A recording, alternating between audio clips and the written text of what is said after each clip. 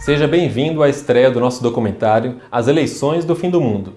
Você está prestes a assistir a maior produção que fizemos no Brasil até aqui. Pela profundidade do assunto e importância do tema, ela foi dividida em 2 filmes.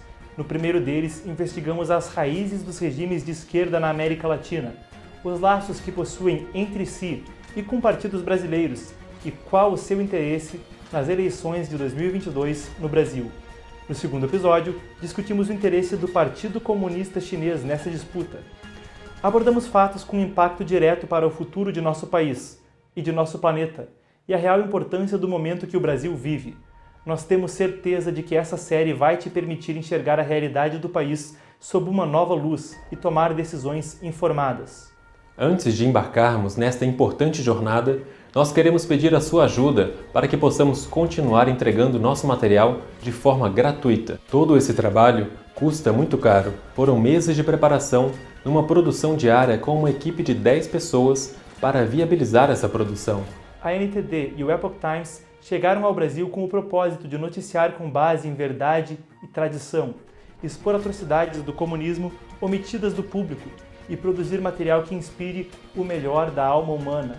Temos recebido relatos de censura, cortes de alcance e outras restrições em nossos vídeos. Por isso, para entender como você pode fazer parte desta jornada e apoiar a produção e distribuição gratuita desse material para que alcance a maior quantidade de pessoas possível, aponte a câmera do seu celular para o código QR que está aqui na tela, ou clique no link que está na descrição do vídeo. O Epoch Times Brasil e a NTD Brasil contam com o seu apoio. A China tem um partido que tem poder, que tem um Estado forte, que toma decisões e que as pessoas cumprem, coisa que nós não temos aqui no Brasil. In 1989, Chinese troops opened fire on a crowd of demonstrators near Tiananmen Square. Muitas das políticas sociais que o povo precisa só pode ser feita se o Estado for forte, só pode ser feita se o Estado tiver comando.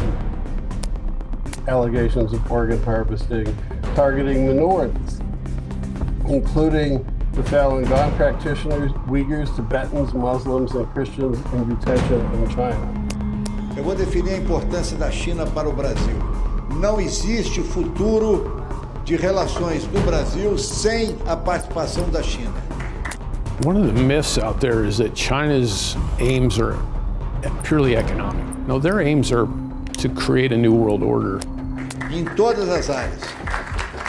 Let's be clear, the PRC doesn't invest, they extract.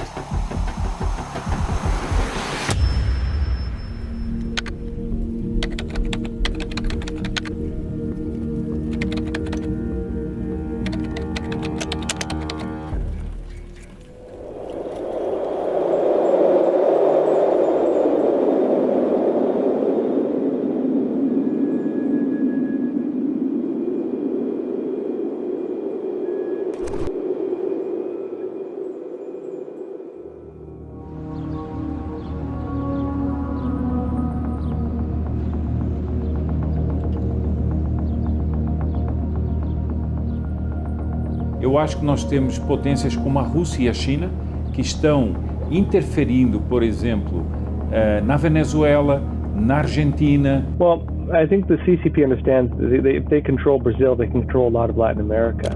A China entra como poderio financeiro, a Rússia como garantidor bélico. O Partido Comunista Chinês, Xi Jinping, tem muito interesse no resultado das eleições.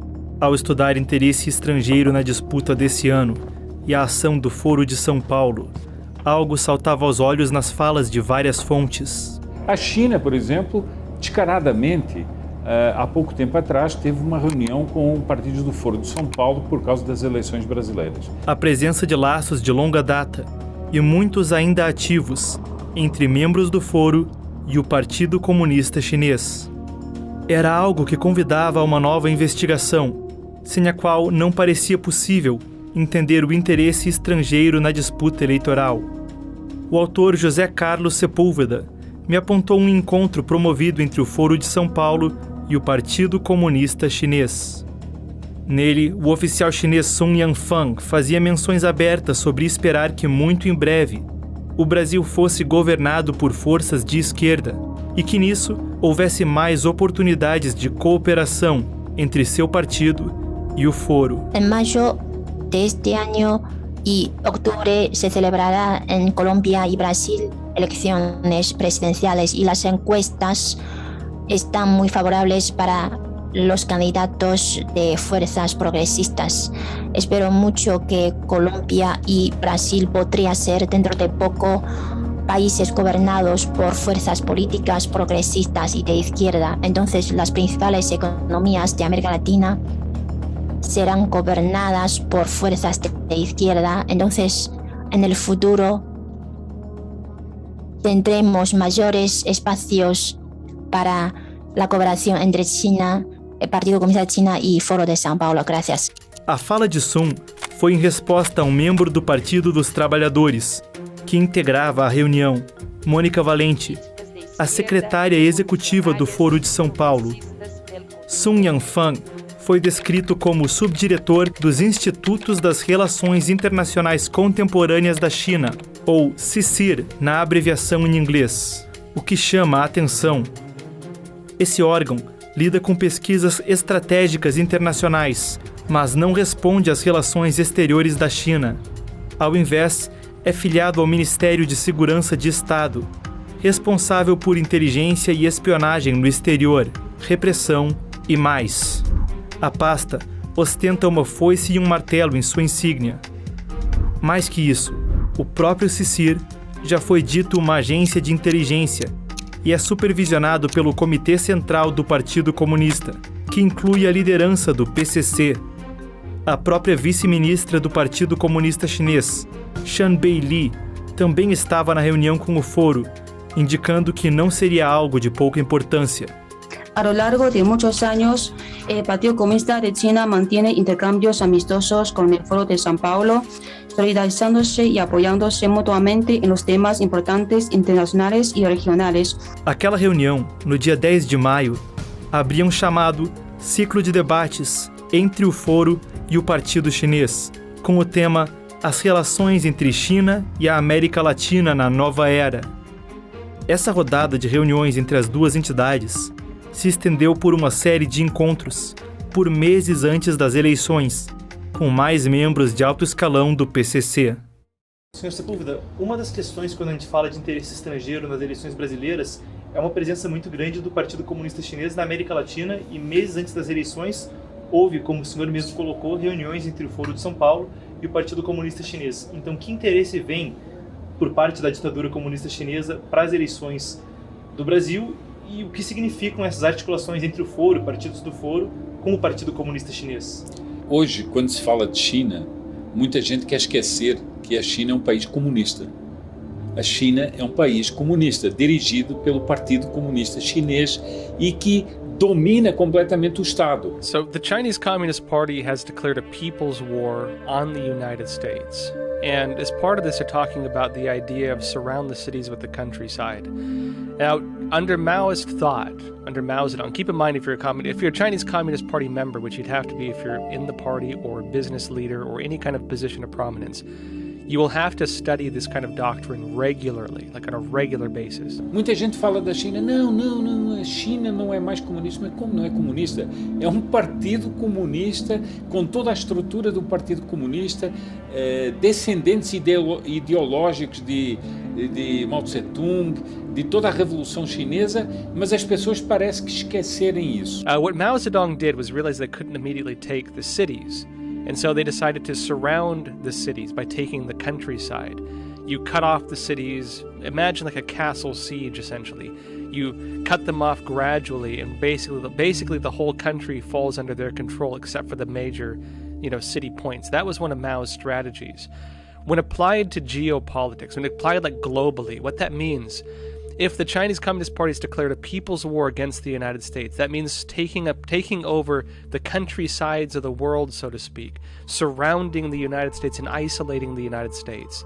That means taking, for example, the BRICS countries, taking Africa, taking Latin America, taking Asia, moving in, taking Australia, taking Japan, taking Korea, taking Europe, taking Canada, and then finally the US is fully isolated. It's a tier system where they want to take it step by step, and that's what they mean by that. 像巴西和拉丁美洲等等国家呢，因为它在地理上呢和美国是比较靠近的，历来呢它被中共视为是就是实施包围、削弱美国、遏制美国影响力的一个重要的地带，因此呢，对他们进行了持续数十年的这种渗透、影响和拉拢。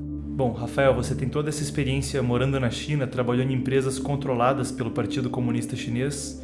Então, com os dados que a gente tem do foro, como é que a gente pode entender essa articulação e o interesse chinês nessas eleições no Brasil?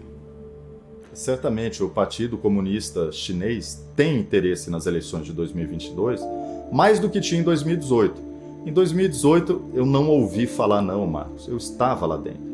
Eu estava dentro da estrutura do Partido Comunista Chinês, dentro da comunicação do partido.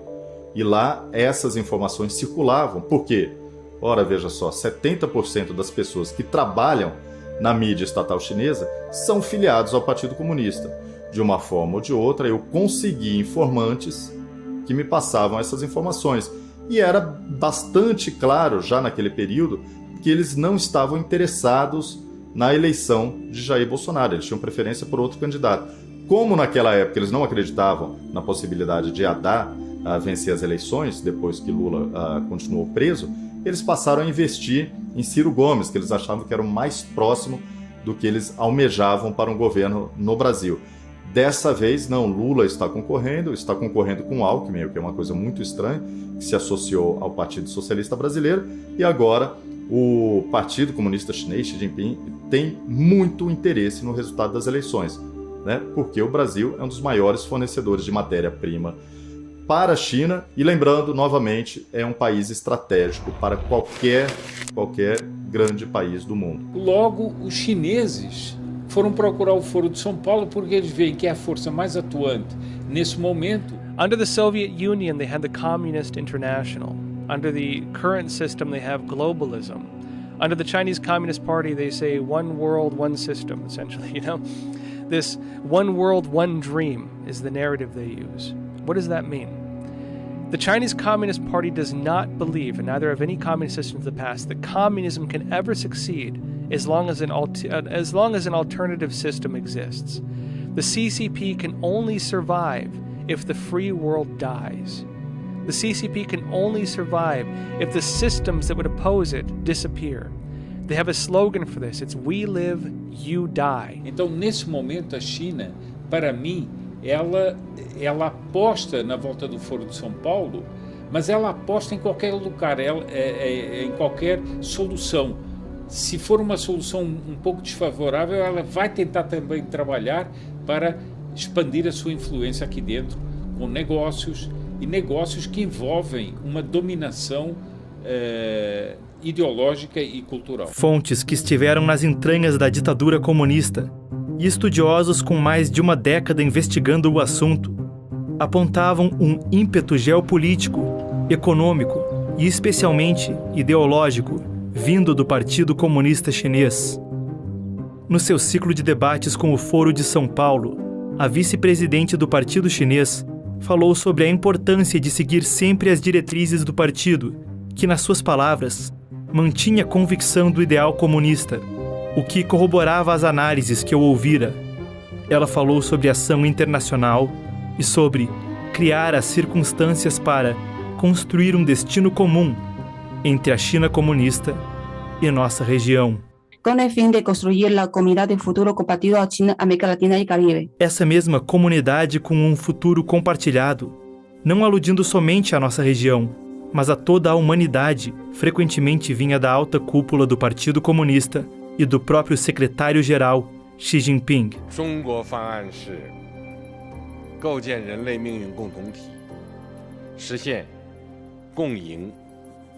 Havia muito a ser respondido.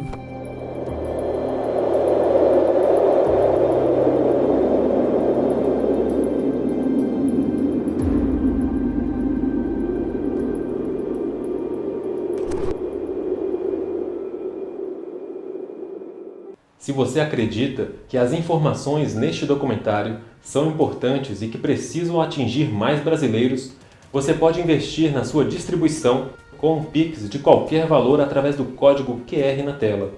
Todo o dinheiro doado até o dia 30 de outubro será reinvestido na distribuição do vídeo. Após essa data, será destinado a novas produções da NTD e do Epoch Times no Brasil. Muito obrigado e contamos com seu apoio. A estratégia maoísta de tomar a cidade a partir do campo, aplicada ao mundo, como havia sido descrita, encontrava referência mesmo em documentos oficiais do partido. O Marechal Lin Biao, um dos principais líderes militares da história chinesa, escreveu explicitamente que a causa revolucionária dependia de assumir a América Latina, a Ásia e a África, através dessa estratégia para estrangular a América do Norte e a Europa Ocidental. Nas suas palavras, os países socialistas devem ter como seu dever internacional apoiar as lutas revolucionárias nesses 3 continentes. O que salta aos olhos, junto disso, é a atuação comercial chinesa, em especial nessas regiões, incluindo a América Latina e o Brasil. Dr. Ellis, thank you so much for taking the time. Obviously, you had a lot of experience working with China and Latin America in the State Department under President Trump. How deep is China in the continent? They seem to be everywhere. And you've even wrote recently about how they seem to be helping a number of authoritarian regimes linked to the São Paulo Forum in a number of ways.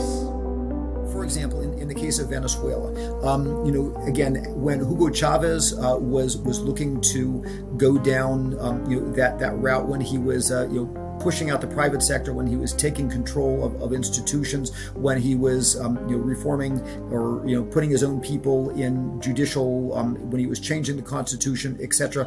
The Chinese were very active in loaning a total of about $64 billion.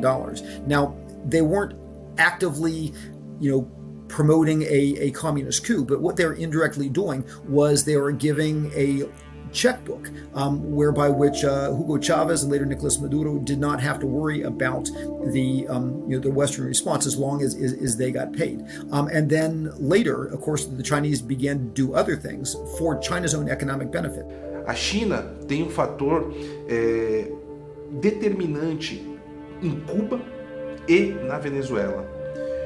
No começo dos anos 10, a China começa a resgatar financeiramente Cuba e também começa a pulverizar muito investimento em vários países que outrora foram comandados pelo Foro de São Paulo. A China está começando a atuar cada vez mais no campo do agronegócio. Eles estão comprando entrepostos, eles estão comprando cadeias de produção, eles tentaram. Esse é um alerta que eu fiz várias vezes a líderes do agronegócio, que a ideia de compra de terras por estrangeiros poderia parecer muito bonito num primeiro momento, mas as pessoas não percebem que quem está mais interessado nisso é a China, para quebrar inclusive os mecanismos econômicos do agronegócio brasileiro, porque eles têm muito interesse em muitas commodities agrícolas no Brasil. Isso é só para dar um exemplo. E a China hoje, por exemplo, já possui grande parte do setor elétrico do estado de São Paulo. Não é maioria, obviamente, mas uma parte da energia elétrica do estado de São Paulo hoje já está na mão do Partido Comunista Chinês. O centro de distribuição de grãos do Porto de Santos hoje foi privatizado por uma empresa chinesa. No estado de São Paulo, o governador João Dória, em 2019, anunciou a construção de uma fábrica da Huawei, com investimentos ali na faixa de 800 milhões de reais, ou mais do que isso. Ficou por isso mesmo, não tem a fábrica, o governador nunca mais tocou no assunto. Cruzando dados econômicos entre 2000 e 2019, a China substituiu os Estados Unidos como o maior parceiro comercial de 8 países na América do Sul. Ela passou de representar apenas 5% do comércio exterior brasileiro em 2002 e chegou a 31% em 2021, um salto histórico de participação. Desde a década de 60, mesmo os Estados Unidos, somente em poucos anos e em ocasiões pontuais, chegaram a ocupar uma participação tão expressiva. Em 2004, Lula, quando presidente, recebeu a visita de Hu Jintao, que na época era o líder do Partido Comunista Chinês, e reconheceu a China como economia de mercado, facilitando sua ampla atuação comercial no Brasil. O ex-presidente disse à época: o Brasil hoje deu uma demonstração de confiança, de que nossa relação estratégica é para valer, ao reconhecer a China como uma economia de mercado. Mostra uma relação objetiva, séria e prioritária. O Partido Comunista Chinês tinha o acordo como absoluta prioridade e, segundo oficiais presentes no evento de assinatura, veio ao Brasil somente para isso, negociando por mais de 20 horas. Desde então, não somente o comércio se expandiu. Só para você ter ideia, no primeiro ano que eu fui presidente, o fluxo de comércio entre Brasil e China era de apenas 6 bilhões de dólares. Quando eu saí em 2010, já era de 76 bilhões de dólares. Como setores estratégicos, gradualmente receberam cada vez mais atenção chinesa.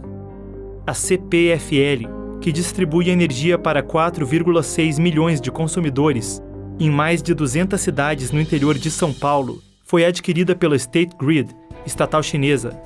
A concessão para um terminal do Porto de Santos, 90% da administradora do principal terminal do Porto de Paranaguá e outros ativos recentemente foram adquiridos por empresas ligadas ao Partido Comunista da China. Grande parte da infraestrutura de telecomunicações nacional passou a ser fornecida por empresas com laços ao exército chinês, entre outros exemplos. Now we're discussing this concept of taking the cities from the countryside, as Mao era communists put it. So we see this whole range of Chinese commercial ventures in Latin America, Brazil, and beyond. How can we understand this in light of CCP ideology and what risks could be involved? Think of like rare earth minerals, think of energy, think of these types of assets. Well, the Chinese Communist Party, as part of its One Belt, One Road initiative, makes deals where it gets access to those in all these key countries, and then uses those, takes over the GDP products sometimes of these countries, and then takes them over slowly, right? Like the Soviets would call a salami strategy, slice by slice, or the CCP would call a cabbage strategy, layer by layer. You take over one core area, and you expand it and expand it and expand it until you conquered the whole system. What do you mean Belt and Road Initiative? How would that play out? So, the Chinese Communist Party has a program called the One Belt, One Road Initiative. Through this program, they go to countries and they get them in debt traps. Countries become subjugated under the Chinese Communist Party through this program.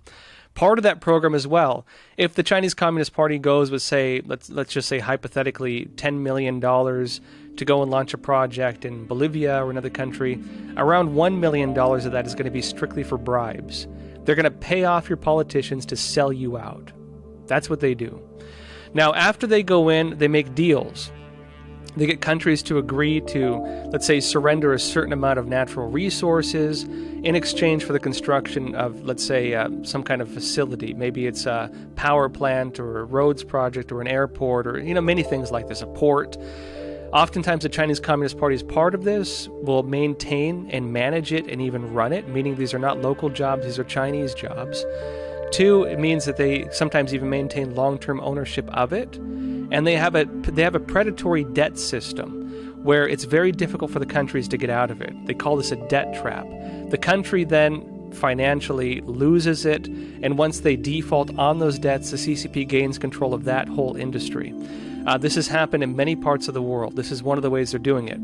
I would argue a lot of the politicians know very well what they're getting into because they're being bribed to sell you out. But what you're doing is selling off your future. You are selling off the independence of your nation. In Sri Lanka, which is further down the road, where the Chinese Communist Party is already taking over a lot of the key industries, they came out and said something very interesting. They said we're going to wake up one day and find ourselves a vassal state of the Chinese Communist Party. And that's what the end goal is. What does it mean to control a country? What does it mean to subjugate a country, to become a vassal state of another country? What does controlling and owning a country constitute? Well, you could say they can control them politically, which they do, through this type of control and leadership capture, they do. It is controlling their money, their finances, and gaining unfair profit from that, which they do. It's controlling their natural resources, their land and their water, if you want to talk about ancient Europe. Well, these days, it's your land, your water, your minerals, your wood, every resource you have, robbing your land. They do that too. In what ways, and then controlling, of course, your leadership and your influencers and what you can and can't say, in what way have they not subjugated these countries? And in those few ways that still remain, they're trying to do it. Para China, América Latina y Caribe es una región a la cual atribuimos siempre una gran importancia. Right now, when the Chinese only have about $160 billion in the region, only have about $300 and something billion in trade, you can see the power, the people at all levels of government that just remain silent because of their fear that by offending China, somehow they're going to lose the economic deal. En los últimos años, estas relaciones se han fortalecido mucho. En lo político, en lo económico, en lo comercial y también en lo cultural. Well, in 5-10 years, when the Chinese economic presence in our countries is double or triple, can you imagine the power of that Chinese vindictiveness to impose silence on our democratic discourse, on top of what we see happening? We already talked about, Venezuela and others. Empréstimos chineses no exterior dispararam após começar a iniciativa do Cinturão e Rota, por volta de 2013. O caso do Sri Lanka, citado pelo jornalista Joshua Phillip, era emblemático das críticas ao projeto. Depois de Pequim emprestar um valor bilionário para a construção de um porto nesse pequeno país insular, o governo local se viu incapaz de arcar com as dívidas. O porto, junto de 15 mil acres de terra, foi cedido à China por 99 anos, em 2017. Sua localização é estratégica de um ponto de vista comercial e também militar, próximo à Índia, um rival bélico da China. Um relatório do Aid Data, um laboratório de pesquisa da tradicional Universidade William & Mary, afirma que mais de 1 em cada 3 projetos do Cinturão e Rota tiveram grandes problemas de implementação, incluindo escândalos de corrupção e violações trabalhistas, entre outros. Evidências de corrupção no Cinturão e Rota, que corroboram o que os entrevistados me relataram, incluem gravações de áudio vazadas, onde se ouve políticos tratando de subornos chineses em licitações em vários continentes. O New York Times noticiou um caso desses perto de nosso país, no Equador. Uma discussão vazada ao público através do jornal O Globo e confirmada como verídica por oficiais da justiça equatoriana, mostra um executivo da Odebrecht conversando com o então controlador-geral do Equador, Carlos Politi. A conversa sugere possível corrupção com envolvimento da China. Já não só as empresas chinas, por todas partes. Sim. E me dijo que era uma obrigação porque os chinos já pagavam e tal. Dados oficiais apontam que até março de 2022, o Cinturão e Rota já contava com a adesão de 147 países, dos 195 comumente reconhecidos no planeta. Na América Latina, são, a partir desses dados, 20, com a recente entrada de Cuba e da Argentina, sob o socialista Alberto Fernandes na iniciativa. Apesar de casos que aludem a essa forma de agir no Brasil, esse é um projeto do qual o nosso país ainda não faz parte formalmente, mas, em agosto de 2021, em um evento online envolvendo o cônsul-geral da China em Recife e oficiais dos dois países, Jiang Dekun, uma autoridade regional da China, disse que sua cidade, Guangzhou, estava pronta para expandir a cooperação com Recife e outras cidades brasileiras, sob o Cinturão e Rota. O atual candidato a vice-governador de Alagoas, Ronaldo Lessa, estava no encontro. But probably because of symbolism, China will want to bring Brazil into Belt and Road. That's probably going to be an appeal for Lula, helping to send that message that Brazil wants China's money. But the problem is that, first of all, again, because of those debt issues, it's not clear what benefits that will provide, even if Brazil and probably Colombia with Petro as well and others now sign on. A escala dos empreendimentos chineses e desse tipo de diplomacia da dívida ia além em escopo somente do Cinturão e Rota. A China já é o maior credor do mundo, acima do Banco Mundial, do FMI ou de todos os governos credores da OCDE somados. Um estudo alemão aponta que, dos 50 principais países em desenvolvimento que realizaram empréstimos da China, para todos, suas dívidas ao PCC excediam pelo menos 15% de seu PIB em 2017. Um outro relatório do laboratório Aid Data revisa contratos de empréstimo chineses e expõe que a forma como os documentos são estruturados dá à China a capacidade de influenciar as políticas dos países devedores, tanto nas relações exteriores quanto internamente. Segundo a pesquisa, isso fica provado nos próprios contratos. O Aid Data aponta ainda que empréstimos de agências governamentais chinesas ao Brasil chegaram a pelo menos 39 bilhões de dólares entre 2000 e 2017. Nessa estimativa, é o quarto país no mundo a mais receber esse tipo de empréstimo da China. Na América Latina, segundo dados do Diálogo Interamericano, a dívida brasileira a organizações diretamente controladas pelo Partido Comunista Chinês, de aproximadamente 30 bilhões de dólares, só é menor que a da Venezuela. Pelos dados do diálogo, que vão até 2021, foram 18,5 bilhões nos governos petistas, 11,2 bilhões sob Michel Temer e uma linha de crédito de 750 milhões no início do governo Bolsonaro, em 2019. They began exporting that program, but did it in a way that's predatory, meaning these are not legitimate construction projects. These are not legitimate things that are going to be handed over to the country. This is the CCP building Chinese assets in foreign countries, on your money, on your dime, at the sacrifice of your future, and at great cost, not only initially but in the long term. Pequim havia promovido uma expansão comercial no exterior. Entretanto, junto do crescimento dos laços comerciais entre a China e a América Latina, é explícito um modo predatório de operar, incluindo base para supor uma preferência chinesa por ambientes onde haja corrupção e pela tomada de indústrias estratégicas, incluindo telecomunicações e redes elétricas. Entre muitos exemplos disponíveis, os poucos citados aqui evidenciam não só isso, mas o risco de perda de soberania. Durante a expansão comercial chinesa, foram estabelecidas organizações em diversos países para coordenar objetivos estratégicos a nível de Estado. Esses fatores somados impõem implicações de longuíssimo prazo e uma presença chinesa que acompanha submissão, em maior ou menor grau, aos objetivos do PCC. No Brasil, durante o governo Lula, se estabeleceu a COSBAN, a Comissão Sino-Brasileira de Alto Nível de Concertação e Cooperação. Nela, os vice-presidentes dos países pontuam planos decenais.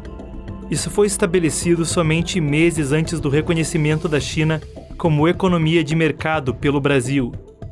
Esse tipo de manobra a nível de Estado corrobora a tese de dominação da cidade através do campo, inserida na doutrina geopolítica chinesa.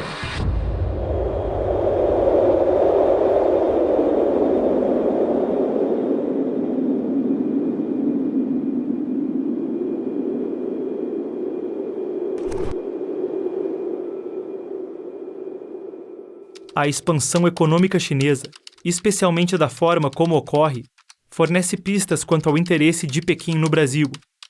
Um relato vindo de um membro notório do Partido Comunista da China traz mais explicações sobre métodos da ação chinesa e aborda diretamente eleições.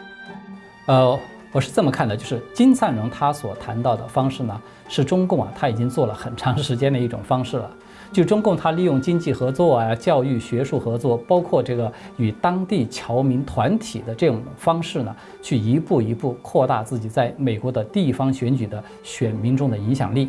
Meu colega Tang Jingyuan, analista político, na edição em idioma chinês da NTD, me apontou o caso de Jin Tsan-hong. Jin é um conselheiro respeitado no PCC e atuante em órgãos que lidam com relações exteriores. No ano passado, um discurso seu de 2016 vazou, no qual ele reitera os objetivos do Partido Comunista de fazer da China a liderança mundial até 2049. Há 3 estratégias em particular citadas por ele para isso. Ele citou nominalmente o Brasil em uma delas, como um país que o Partido Comunista Chinês já havia cogitado recrutar para opor os Estados Unidos. Nessa, seria necessário haver pelo menos 4 países que mantivessem a segurança nacional americana ocupada demais para dar atenção à China. 所以在中共的眼中呢，左翼政党呢，它是具有一种天然的疏远美国，甚至是反美国的倾向。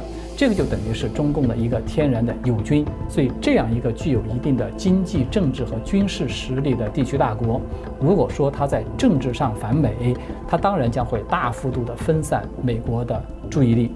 就是说，它会减轻中共的压力，那么对中共在世界范围之内啊，去和美国争夺这种势力范围，它将起到一个很好的策应的作用。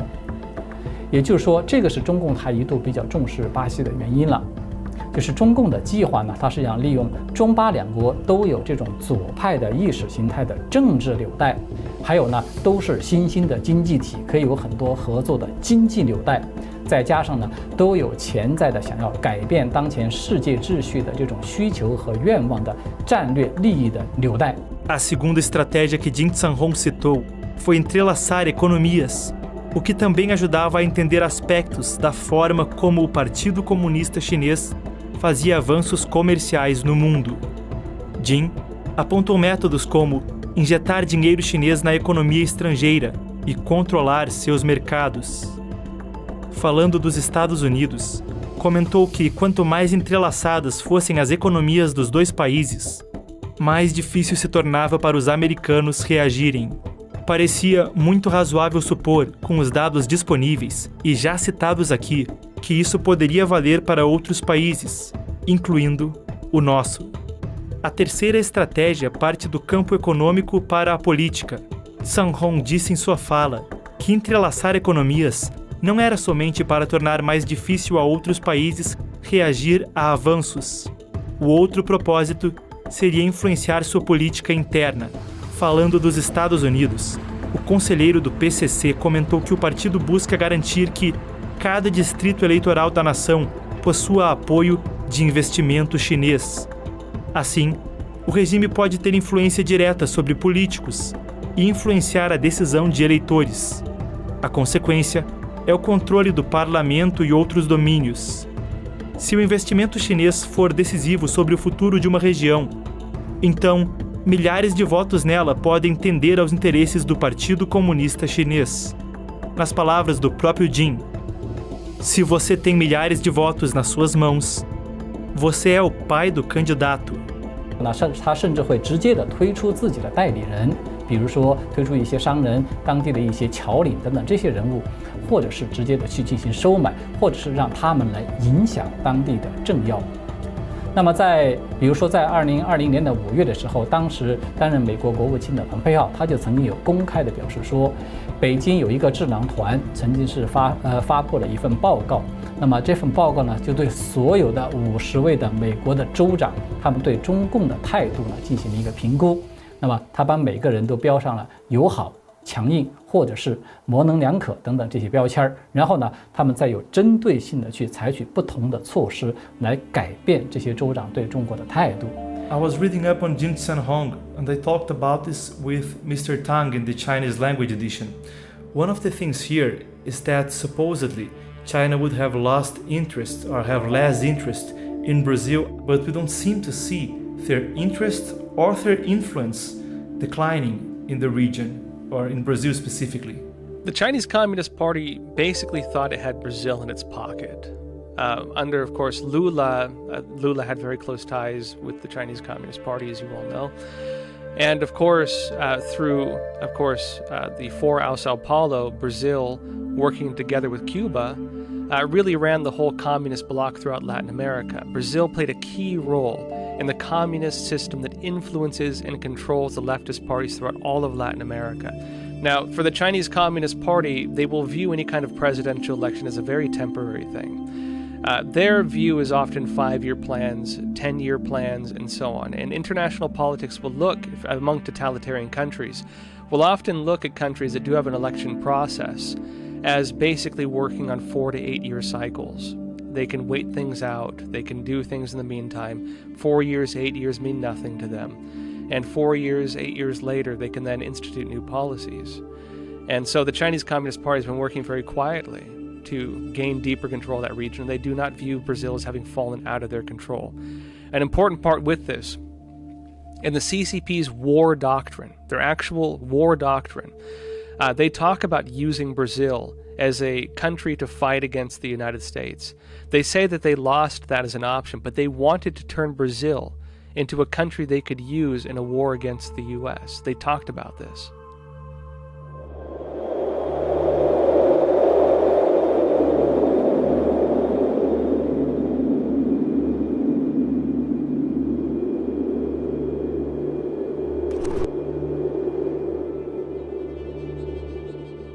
A indicação de doutrina militar e laços subentendidos a uma estratégia bélica poderiam ser a chave para conectar muitas dessas peças em um todo que faria sentido. Trabalhando com meus colegas que analisam avanços do Partido Comunista da China em edições da NTD em outros idiomas e dialogando com Rafael Fontana, fonte primária que operou dentro do sistema do partido, 2 materiais essenciais davam mais explicação ao cinturão e rota, ao discurso de Jin Zhanhong e mais fenômenos vistos no Brasil e por todo o planeta. A literatura militar chinesa permite conectar essas ações em uma chamada guerra híbrida, que é descrita principalmente em 2 referências do Exército de Libertação Popular, ou ELP, que são as Forças Armadas da China. Uma delas é a obra Guerra Irrestrita, a outra, a doutrina das 3 guerras.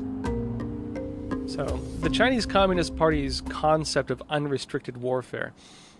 This came from 2 Chinese colonels, well then Chinese colonels, who in the late 90s wrote a book. And that book was called, of course, Unrestricted Warfare, or Report. It's technically not official doctrine of the Chinese Communist Party, but in the United States and other parts of the world, it's gained a lot of influence among people who watch China and report on China because we can observe the CCP carrying out all of its strategies.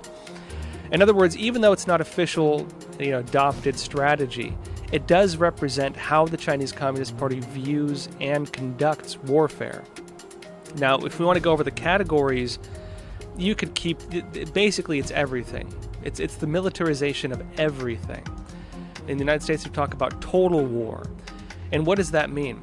It means the mobilization of an entire society, the entirety of a society, everything in a war. That means your businesses, that means foreign investment, that means your cultural hubs, that means Hollywood of the United States. It means that foreign investment, everything, every single thing, even drugs, are then mobilized as a form of war.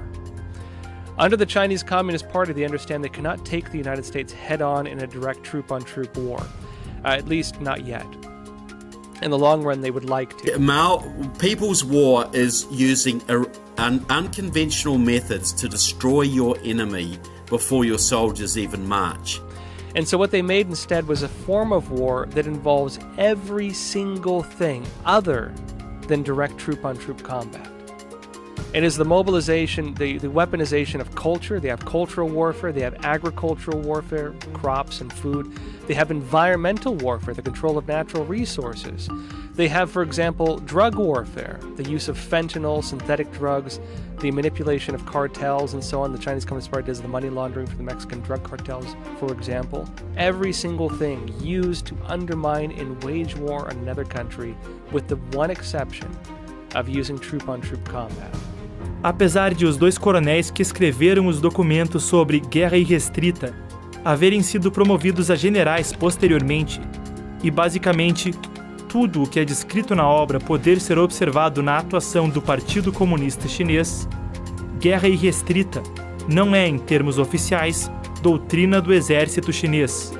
Mas a outra peça citada há pouco, a doutrina das 3 guerras, declaradamente é, e pode ser entendida como outra manifestação do mesmo conceito de combater de forma não tradicional. It's called the 3 warfares doctrine. That is psychological warfare, media warfare, and legal warfare. Pela literatura militar da China comunista, a dominação econômica citada no discurso de Jin Zhanhong, os laços declarados de proximidade ao Foro de São Paulo, no qual o Partido Comunista da China deixava clara sua preferência quanto às eleições do Brasil, as denúncias sobre o cinturão e rota, todos esses itens não eram mais do que só a ponta do iceberg. Essa era uma peça-chave que ligava os pontos entre os itens investigados até o momento e parecia explicar muito do que era visto no Brasil, em todo tipo de área. Uma delas, com destaque, a mídia. A outra parte importantíssima da guerra híbrida, né, já traçada por Gramsci no passado, é a comunicação, a velha mídia. Tudo que está relacionado à comunicação hoje no Brasil. And media warfare is the control of all outlets of information. That is not just news outlets like TV and radio and print media. That's also social media. That's also any kind of influencer, even controlling, for example, actors or sports stars and so on. That is what they call, again, media warfare. And as part of the Three Warfares doctrine, the CCP looks to control the thoughts and minds, right, the hearts and minds of nations. And yes, they do that just as actively against Brazil as they do every other country. O Grupo Bandeirantes de Comunicação assinou hoje um acordo de cooperação com o China Media Group, que reúne os principais veículos de comunicação chineses. Catiúcia, outro saldo desse primeiro dia de cúpula aqui do BRICS foi a assinatura de um acordo entre a EBC, a Empresa Brasil de Comunicação, e eu lembro que a TV Brasil faz parte da EBC, e o China Media Group. Sim, eu cheguei ao meu conhecimento, né, dentro da agenda do China Media Group, várias reuniões com veículos da mídia brasileira, né? Entre eles a Band, a CBN, a Rádio Cultura, se não me engano, TV Cultura. Então havia reuniões agendadas com esses grupos para formação de possíveis parcerias de troca de conteúdo. No fim das contas, o que acontece? A China não está nem um pouco interessada no conteúdo que vem de outras nações. Ensinamentos clássicos da cultura chinesa citados pelo presidente Xi Jinping. Este é o conteúdo de uma das novas produções que chegam ao Brasil por meio de um acordo entre o Grupo Bandeirantes e o Grupo de Mídia da China. Na verdade, a maioria do conteúdo do mundo livre é proibido na China. Então, parceria nenhuma. O que eles querem mesmo é colocar o conteúdo deles aqui. O China Media Group é o conglomerado estatal de comunicação da China comunista, que reúne os principais veículos de comunicação do país, incluindo CGTN e CCTV. A TV Cultura do Estado de São Paulo firmou um acordo em setembro de 2021 com a agência de notícias Xinhua, pertencente ao grupo. Em novembro de 2019, a estatal Empresa Brasil de Comunicação, o Grupo Globo e o Grupo Bandeirantes assinaram também acordos com o China Media Group. A lista de exemplos que verifiquei após ouvir Rafael Fontana é extensa. De acordo com o Wilson Center, relatórios apontam que o PCC gaste entre 7 e 10 bilhões de dólares por ano em propaganda para estrangeiros, envolvendo a compra de espaços publicitários e parcerias com mídias locais em diferentes países. Xi Jinping, o secretário-geral do Partido Comunista, disse em 2016: onde quer que os leitores estejam, onde quer que os espectadores estejam, é lá onde as reportagens de propaganda precisam estender seus tentáculos. O jornal China Daily, uma mídia da ditadura chinesa, possui sede nos Estados Unidos. Pela lei de lá, o jornal se enquadra como agente estrangeiro envolvido em atividade política ou relacionada à política, e por isso precisa expor à justiça atividades financeiras. Em documentos públicos, com declarações desse jornal à Justiça Americana, se lê que, entre novembro de 2016 e abril desse ano, a empresa Folha da Manhã, que detém o jornal A Folha de São Paulo, recebeu pelo menos $588 mil, com pagamentos de cerca de $8 mil mensais. Em janeiro de 2019, o mês em que Jair Bolsonaro tomou posse, há um ponto fora da curva, com a Folha recebendo mais de $40 mil. A Folha de São Paulo publicou conteúdo de propaganda do Partido Comunista da China por diversas ocasiões no período relatado, louvando o combate à pandemia e a gestão do próprio secretário-geral Xi Jinping. Um artigo publicado lá em novembro de 2021, vindo de uma agência de notícias do PCC, exalta o que uma China socialista moderna trará ao mundo e o centenário do partido. No jornal O Globo, no mesmo mês, um artigo da mesma agência louvava Xi Jinping como um grande líder. Além do acordo já citado entre a mídia chinesa e o Grupo Globo, segundo os documentos da Justiça americana, a editora Globo recebeu pelo menos $109 mil de organizações do Partido Comunista Chinês entre 2017 e 2018. Esses não são casos isolados, mas apenas uns poucos exemplos representativos que incluí nesse documentário.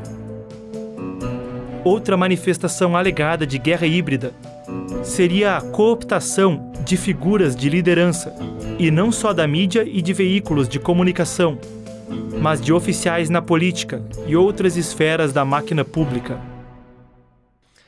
One of the key things the Chinese Communist Party is doing is they do what's called leadership capture. And the idea is this, that if you can control the leadership of a country, that means the voices of influence. It doesn't have to be politicians per se. It can be journalists, it can be academics, it can be the key cultural influencers like actors or music stars and things like this. De todas as formas possíveis, a mídia atua a favor do comunismo chinês. E eles planejaram isso durante muito tempo. A China, por exemplo, o governo chinês, traz todos os anos centenas de jornalistas de todos os continentes, de todas as regiões do mundo, para participar de treinamentos na China. Eles são convidados ali, alguns, dependendo do tempo, ficam de 1 a 3 meses na China. They'll invite you on trips to China, they'll literally roll out a red carpet, they'll make you feel like you're the star of the earth, and they'll give you all the attention you've always wanted on all your research, and they'll have students applaud you and ask you very smart questions. 所以这样的例子，它其实只不过是冰山之一角了。就是说，利用提供免费的中国旅行，向一些目标人物去输送一些经济利益，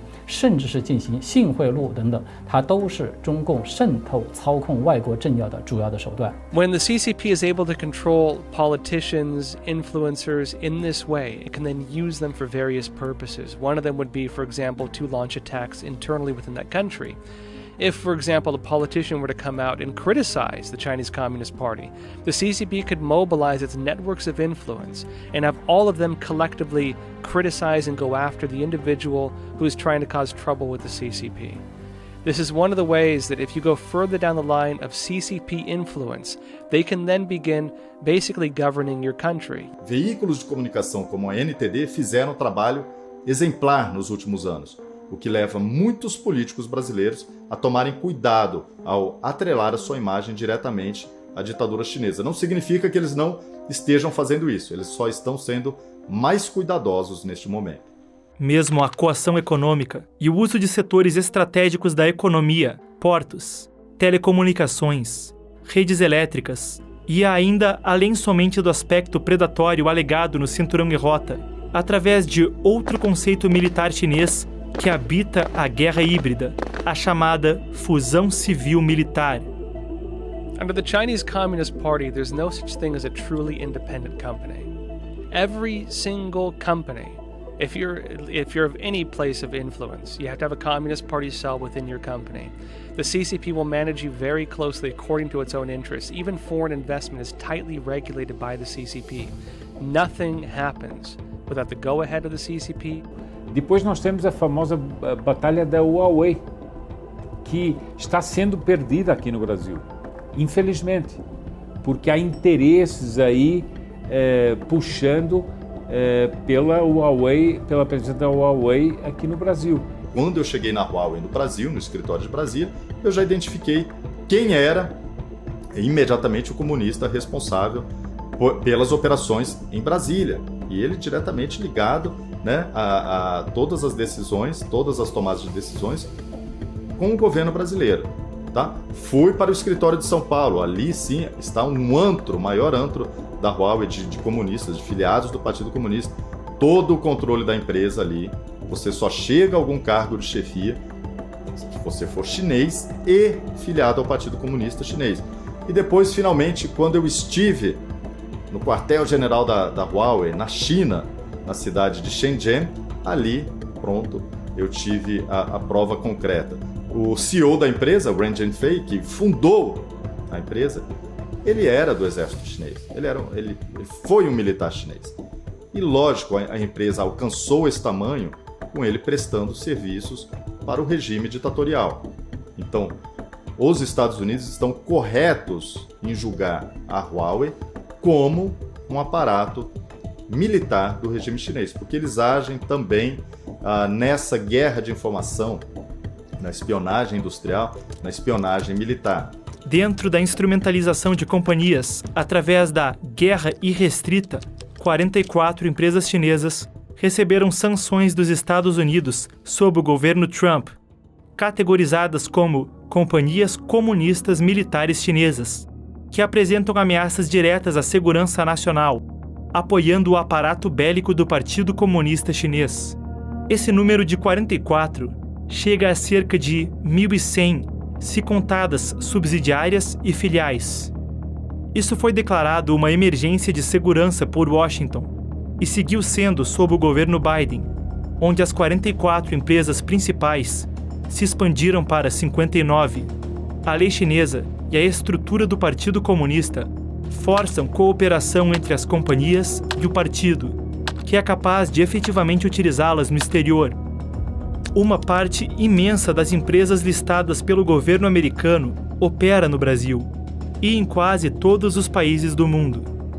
Uma delas é a Huawei, o maior fornecedor de equipamentos de telecomunicação do planeta, que diz ser responsável por mais da metade da conexão 4G confiável do Brasil. Isso sugere que a ordem do partido, boa parte das redes de comunicação brasileiras deixariam de funcionar. Esse risco vem acompanhado de acusações substanciais de espionagem, tanto econômica quanto de políticos, vindo de fontes primárias e relatórios governamentais. Antes da licitação para implantar a última geração de redes móveis no Brasil, o 5G, foi cogitado banir a Huawei de estar envolvida. Mas, após a China reter insumos para a produção de vacinas, foi publicada a portaria para a licitação, sem qualquer restrição aos seus produtos. Os insumos para produzir vacinas foram então liberados quase que imediatamente. O episódio é dito um caso da chamada diplomacia das vacinas chinesa, que também se enquadra na literatura militar do partido e em guerra irrestrita. 就是中共的疫苗外交呢，它其实主要是有2个目的。一个呢，就是它通过大规模的对外援助，同时呢附带一些条件呢，它可以在短时间之内就迅速的扩大中共的影响力，并且谋取巨大的政治利益。比如说像尼加拉瓜和台湾断交，是吧？转而与中共去建交，仅只是数天，那么中共就向这个尼加拉瓜捐赠了首批的100万剂的疫苗。Olha, uma coisa é você ouvir falar, outra coisa é você vivenciar. Eu estava dentro da Huawei quando começou a crise sanitária, todo aquele problema. E eu conto no meu livro, Chernobyl, já no começo do livro, na abertura, que durante uma reunião ali com os executivos da empresa em Brasília, eles chegaram com a seguinte proposta: precisamos retalhar o Brasil. Espera aí, como é que uma empresa pode ir contra uma nação? Isso é impossível. Isso não existe, a menos que essa empresa seja um braço do governo de uma nação. Foi exatamente ali, quando eu ouvi aquilo, eu tive mais certeza do que nunca. Para o espanto das outras pessoas que estavam em volta, né, eles estavam ouvindo aquilo pela primeira vez, eu já saberia o que viria, mas seria uma chantagem em troca, né, dos insumos, dos medicamentos chineses. Então, o Brasil ele foi pressionado, o governo brasileiro foi chantageado de fato. Isso deverá constar em documentos no futuro, assim que cair o regime comunista chinês. Hoje, infelizmente, ninguém conta essa história. Como eu estava lá dentro, eu contei no meu livro, e claro, meus laços com o regime chinês acabaram naquele momento. Mas eu pude ver, estar lá dentro, presenciar, testemunhar aconteceu isso de uma empresa chinesa se planejar para atacar o Brasil. Em dezembro de 2021, um executivo da Huawei disse ao jornal O Globo que a companhia mantinha contato com todas as firmas vencedoras do certame para as redes 5G, e anúncios da Huawei junto a operadoras telefônicas vieram já no início de 2022. O próprio ex-chanceler brasileiro, Ernesto Araújo, renunciou à liderança do Itamaraty após desgaste por aludir a um possível lobby a favor da China e da Huawei no Congresso Nacional e por declarações sobre não vender a alma do Brasil à China, entre outras. Exemplos que já foram citados aqui ganham mais peso ao falar de guerra híbrida, incluindo a CPFL. O fato de ser controlada diretamente por uma estatal do Partido Comunista Chinês sugere que, ao comando de Pequim, grande parte do estado de São Paulo poderia ter problemas para obter energia elétrica. Os empréstimos bancários e a aquisição de outros setores estratégicos também parecem ainda mais alarmantes sob essa ótica. Essas alegações, das quais abundam denúncias, confissões de fontes primárias, documentos explícitos do Partido Comunista e mais indícios impossíveis de ignorar em qualquer investigação relevante, expõe uma ditadura autoritária de ideologia ostensivamente comunista, agindo em conluio não somente com partidos políticos que se mesclam a agentes criminosos no Foro de São Paulo, mas junto de empresários, think tanks, governos, ONGs e mais. Na esmagadora maioria das vezes, esses alvos estariam inconscientes das informações básicas a respeito dessa forma de atuar. As táticas seriam elaboradas em sua concepção e implacáveis em sua execução, travestindo uma chamada guerra irrestrita, sem fronteiras, sem limites, sem restrições morais de qualquer tipo, com a maquiagem da diplomacia e do corporativismo. Analisar esses fatos impõe uma realidade inconveniente, o avanço de uma agenda oposta à liberdade e a direitos fundamentais, com escopo mundial. Mais que isso, um exercício intelectual honesto demonstra que a operação fundamentalmente penetrou a América Latina, com o Brasil em seu cerne, e que mesmo políticos com uma retórica oposta ao comunismo parecem não encontrar meios para reagir diante das represálias que o Partido Comunista Chinês é capaz de realizar, e que mesmo essas lideranças parecem cercadas de militantes dos interesses do PCC. They did not try to hide their agenda with this. And the CCP has been very, very open with this agenda, but has not gotten nearly enough attention. Their goal for Brazil is the same goal they have for the United States, the same goal they have for Africa, the same goal for Europe. It is exporting the China model and subjugating them under this one world, one dream idea. 来强化一个中巴的关系，并且呢，去对这个巴西施加影响力。中共的目的呢，它是想把巴西拉进中共的那个朋友圈儿，所以呢，这个可以说是一种在国家层面的统战的手法。I'd say the people of Brazil are facing the same crisis that the people of the United States are facing. I mean, I know the history of Brazil. I know that. I mean, your history is longer, I think, than even the U.S. The history of Latin America, in terms of existing as countries. I mean, they created incredible societies throughout all of Latin America.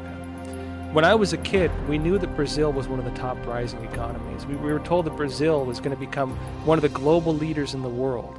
It really, currently now we expected that to happen. Cuba used to be called, the Paris of the West. These countries that were thriving throughout Latin America, really beautiful, wonderful countries, that future has been robbed from them by these types of policies, by these communist systems. That future has been taken from them. That future is still there. But I'd say that just like the United States, where I myself, I live in New York, I'm watching the prosperity of my country die. I am watching crime on the streets like I never thought I'd see. And, for people in America, we never thought it would happen here. I never thought it would happen here. And really, the people of Brazil and the people of the United States, we're not so different right now.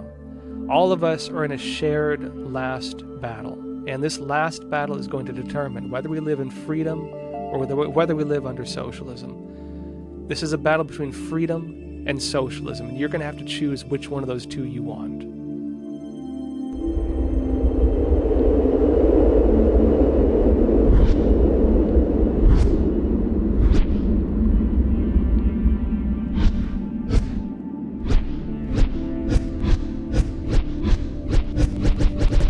As evidências da ação chinesa na América Latina validam seu uso de guerra irrestrita na região para avançar objetivos tanto estratégicos quanto ideológicos.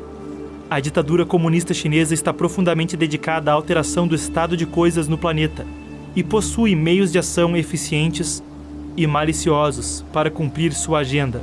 Enquanto o Partido Comunista Chinês é provavelmente mais favorável a um governo alinhado ao Foro de São Paulo e possivelmente conquistará mais avanços no continente com um governo esquerdista no Brasil, entendi que ele trabalhará impetuosamente com os meios que dispõe, através da mídia, pelos governos estaduais e municipais, pela via parlamentar e outras formas em prol de seus interesses, independentemente do resultado das urnas. Isso porque o Brasil é de seu interesse por fins militares, geoestratégicos, financeiros e diplomáticos.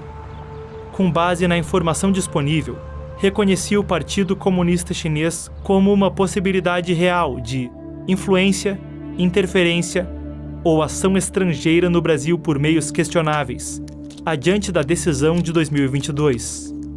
Mas mais que isso, entendi essa entidade como um desafio a nível de Estado, antagônico aos valores e à tradição da pátria, de proporções inéditas na história de nosso país.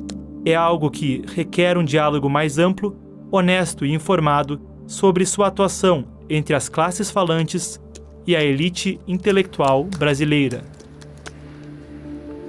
Eu concluo esse documentário com o seguinte: meu objetivo aqui não foi atacar de forma deliberada quem quer que seja, nem mesmo candidatos que possam ter sido citados nos fatos expostos. Mas como citei na introdução do primeiro episódio, eu quis sinceramente oferecer ferramentas sobre um aspecto das eleições, para que o público e mesmo os políticos que mencionei, caso não possuam alguns desses dados, possam entender melhor setores do mundo à nossa volta e decidir de uma forma consciente o que quer que decidam no dia 30 de outubro. Eu pedi para falar diretamente à câmera nessa cena e acrescentar o seguinte ao roteiro: eu quero dizer algo por mais bobo que isso possa soar para quem quer que seja. Decidimos fazer um documentário sobre as eleições. Foi um desafio que aceitei nessa honrosa empresa onde tenho orgulho de trabalhar. E perdi noites sem dormir junto de uma equipe muito dedicada para conseguirmos entregar essa obra. E esse realmente é um documentário sobre as eleições, mas aceitei dar tudo de mim porque acho que é um documentário sobre eleições em outro sentido.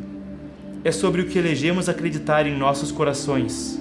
Quero lhe dizer que, independentemente do que ocorra daqui a uma semana ou de como decida votar, a minha esperança é que os fatos expostos aqui possibilitem ao público discernir, além da política, o que é o movimento comunista internacional e entender com uma perspectiva mais ampla o momento vivido por nosso planeta e agendas que aviltam contra a tradição e o mais sagrado do homem. Muito obrigado por assistir. Espero que você tenha gostado do filme e não se esqueça de cadastrar-se pelo QR Code ou no link abaixo na descrição para receber os comunicados com o link da estreia do próximo episódio e para entender como pode nos apoiar nessa jornada. Para produzir a série que você está assistindo agora, foi necessário investimento e trabalho árduo para tornar esse conteúdo gratuito, pois temos o entendimento que esse conteúdo deve chegar ao maior número de pessoas possível. Temos confiança que uma pessoa como você, que assistiu o conteúdo até o final, está consciente dos fatos, pode nos ajudar a compartilhar e também investir na distribuição da série. Contamos com você! Clique no link na descrição deste vídeo ou aponte o seu celular para o QR Code na tela para saber como nos apoiar. Muito obrigado e até breve!